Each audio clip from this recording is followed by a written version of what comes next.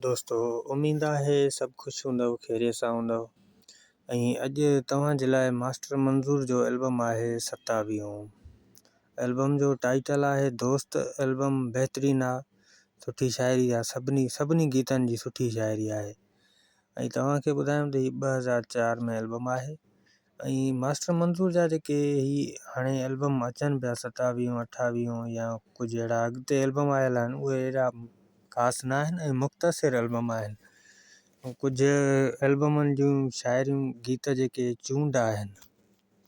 बहरहाल हिन एल्बम में जेके सुठा गीत आहिनि बहितरीन आहिनि। हिकिड़ो वहीद हकिड़े जो जेको गीत आहे, बल्कि 2 वहीद हकिड़े जा गीत आहिनि, ॿई सुठा आहिनि, बहितरीन आहिनि। ज़ुल्फ़कार मंगी जी शाइरी भली आहे।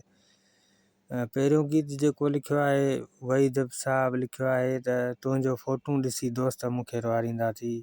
इन जहिड़ा काफ़ी सारा गीत ज़बरदस्त मास्टर मंज़ूर ॻाया आहिनि हिन एल्बम में। हिन में हिकिड़ो गीत जेको आहे फरज़ाना परवीन चयो, फरज़ाना परवीन जो घणो मशहूरु वियो, उहो तव्हांखे अॻिते हली ॿुधायूं था। दोस्तनि जा कमेंट्स आहिनि उहे शामिलु कयूं। हाणे पहिरियों कमेंट्स कयो सिराज अमन लाशारी भाउ लिखियो आहे, शमन अली जो दीदार एल्बम आयो हो भाउ। उनखां पोइ हुबदार अली भाउ लिखियो आहे राइट, शमन अली मीरा अली 52 एल्बम आयो हूंदो, वहीद भाउ लिखियो आहे। ठीकु आहे दा, बिल्कुलु अंदाज़ो सही आहे तव्हांजो।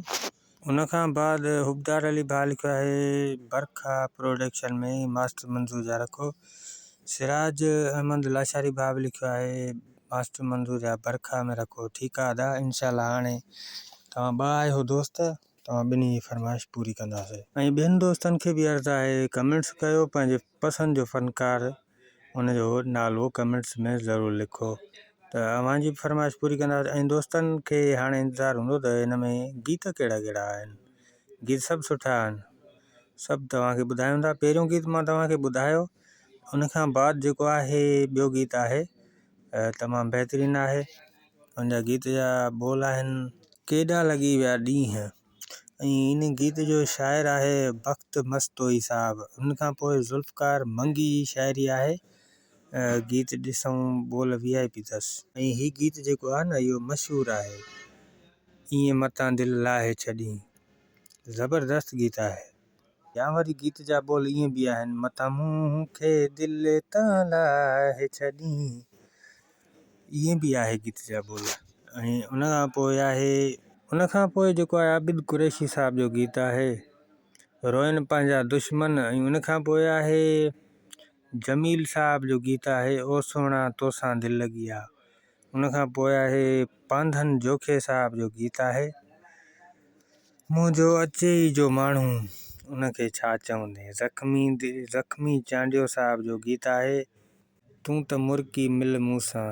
उनखां पोइ आहे पीर बख्श सोलंकी, पुराणो शाइर ज़बरदस्त, हो अॼु बि आहे सचो साईं मूंसां, ज़बरदस्त गीत आहे। वहीद साहब जो गीत आहे वरी नथो पाण ॻाल्हाए प्यारो, इहो फरज़ाना परवीन जो गीत हुयो।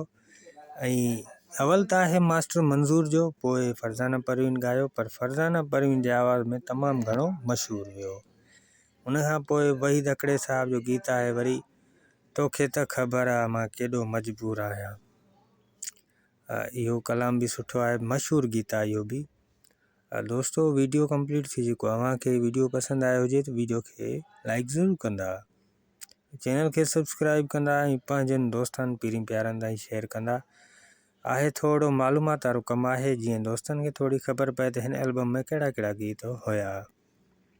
ठीकु आहे दोस्तों, इंशाल्लाह नेक्स्ट वीडियो में वरी इकठे आहियूं।